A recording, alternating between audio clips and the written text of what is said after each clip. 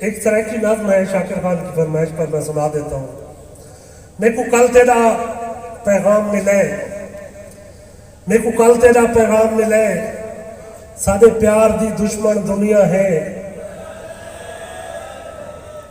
मेरे को कल तेरा पैगाम मिले, साडे प्यार दी दुश्मन दुनिया है।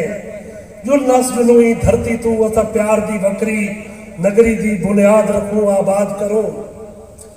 पैगाम को सुन दंग रा गईया, सिर अपना नप के बा गईया।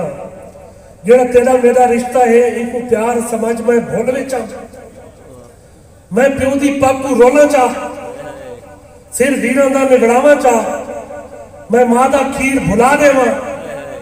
तेरे बाज मरा इनकार तो नहीं, घरों न समझना कोई प्यार तो नहीं।